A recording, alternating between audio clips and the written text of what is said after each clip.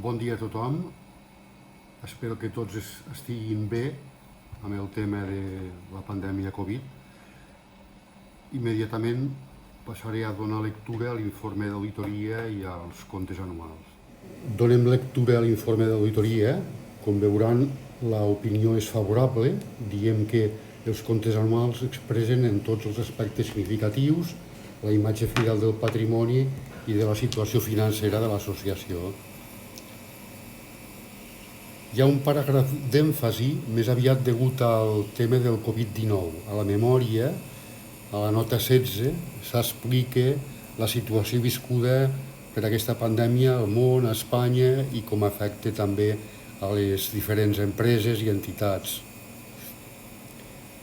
Amb aquest apartat d'aspectes més rellevants, fem constar que l'entitat ha rebut subvencions per un import que suposa un 24,86% dels ingressos de les activitats i un 24,05% del volum anual d'ingressos. Aquesta és una quantitat significativa i llavors a la dreta diem la resposta que hi hem donat, que és la revisió de tota la documentació que fa referència a aquesta subvenció i també del correcte compliment de les condicions de comptabilització d'aquestes subvencions.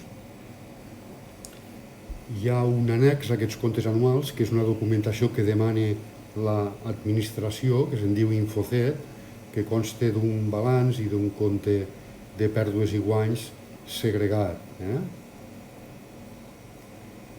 La resta és un text normalitzat, que per qüestions de temps no us llegiré. Són procediments i responsabilitats que tenim les dues parts, tant la Junta Directiva com a responsable dels comptes, com nosaltres, com a responsables de l'auditoria. I aquest informe, com veuran, està signat per mi mateix, el meu nom és Albert Prado, i va signat el 25 de juny del 2020. Si passem ara al balanç, veurem a l'actiu corrent un import de 4.642.585,08, dels quals hi ha amb intangible un import molt significatiu d'1.400.000 i pico mil i escacs. Això es correspon amb els drets cedits a ús, és a dir, se'ls va atorgar al seu moment un dret cedit per 50 anys per part de l'Ajuntament i llavors això queda reflectit aquí. Cada any es va minorant aquest import perquè es va traspassant també a resultats amb 50 anys. A l'immobilitzat material hi tenim inversions per 475.241,93. Aquí hi ha el detall segregat de cada tipologia d'immobilitzat material. Destacar que enguany hi ha una donació de la Casa del Raval i a més hi ha la compra d'uns habitatges al Mestre Martí. Aquests habitatges s'han comprat al Banc Dolent per un import interessant. Les inversions amb entitats del grup pugen 66.100, les diferents entitats amb les que participa amb funcions molt semblants a les de la pròpia entitat que estem auditant, i això puja 66.100. I a l'actiu corrent veurà que hi ha una quantitat important de 2.064.000 que seria els usuaris. Això, traduït en terminologia mercantil, serien els clients. Dins d'aquests usuaris hi ha un import molt significatiu que són els CISPAP, que es tracta del concert que vostès tenen amb l'administració. A l'efectiu hi teníem amb caixa i bancs a la vista 13.522,51.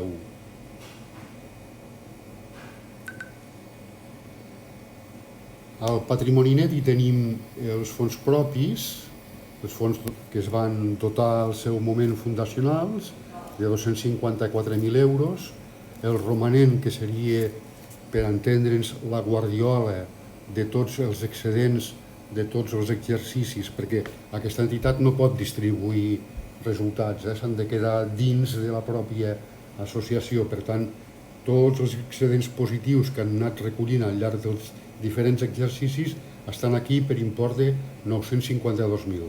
Hi ha l'excedent d'enguany de 27.717, o benefici, per entendre'ns d'una forma més planera, i després les subvencions de capital, que encara ens queden a data de 31 de desembre 43 línies vives entre subvencions i donacions.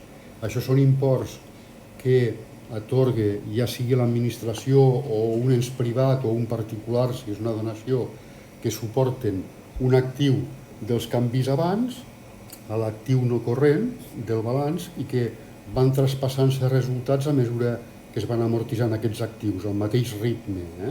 Al mateix ritme. Al passiu no corrent, amb deutes a llarg termini, tenim els préstecs. Hi ha de moment 11 préstecs vius al tancament, dels quals 3 tenen naturalesa hipotecària, i després els creditors per arrendament financer, que són leasings, i al tancament a llarg termini hi ha 4 leasings també vius. Aquests altres passius financers són amb usuaris. Al passiu corrent hi trobem 2.045.000, dels quals la part a curt dels préstecs que han vist abans amb entitats de crèdit, més la disposició d'una pòlissa per un import superior als 500.000 euros, puja aquests 882.303. La part a curt dels leasings, 15.000, i altres passius financers, 174.000.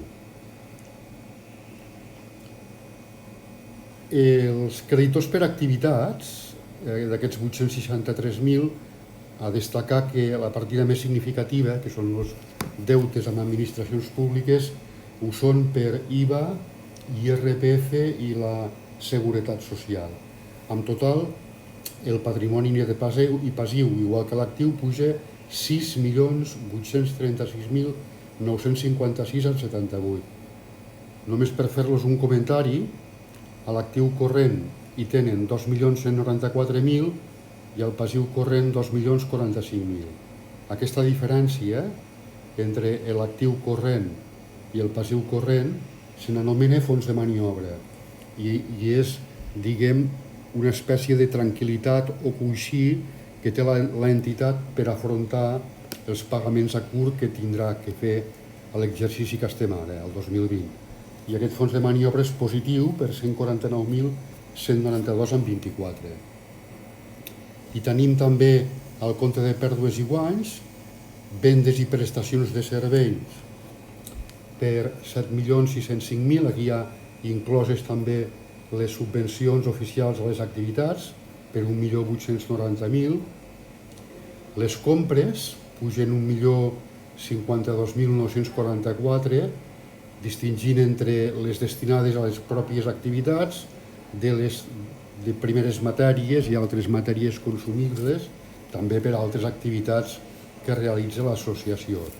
I després hi trobem també treballs fets per altres entitats o altres empreses del mateix estil que l'associació per 186.018,39. Això és una partida bastant comuna entre totes les associacions de les Terres de Lleida. Hi ha altres ingressos accessoris de 136.000, les despeses de personal, que han augmentat sensiblement una mica en relació a l'any anterior, de 5.215.000. Hi ha altres despeses d'explotació per 1.260.000, amb molt detall. Aquí tenen tot el detall de lloguer, reparacions, serveis de professionals, transport, etc. Les amortitzacions de l'immobilitzat, que pugen a 277.000, i allò que els comentava abans de les subvencions de capital que han vist el patrimoni net que es traspassen a resultats, la quantitat traspassada a resultats enguany és de 118.778,75. Això ens dona un resultat d'explotació o benefici de 49.430,20. Si li restem la despesa financera, ja hem vist que l'associació té atorgats préstecs, té també leasings, té també utilització de pòlissa de crèdit, tot això puja uns diners d'interessos per 21.712, el diferencial entre el resultat d'explotació i el resultat financer ens dona ja el resultat abans d'impostos, de benefici, 27.717,74, que ja és el definitiu perquè vostès estan exempts de pagament d'impost de societats. Hi ha d'altres estats. Aquí tenim, per exemple, el d'ingressos i despeses reconegut, que recull, a més del resultat de l'exercici que hem vist abans, la part que va a patrimoni de les subvencions de capital. I l'estat de fluxos d'efectiu, que en el cas d'enguany és interessant perquè ens diu que de les pròpies activitats, d'allò que es dedica pròpiament l'associació, se n'ha tret uns fluxos d'efectiu, o sigui, una tresoreria. Aquí ja no parlem d'ingressos i despeses, parlem de tresoreria, una tresoreria d'explotació de 305.011,45. Bé, doncs res més. Després ja tenen la memòria, suposo que la tenen a la seva disposició. Moltes gràcies per la seva atenció i a cuidar-se molt.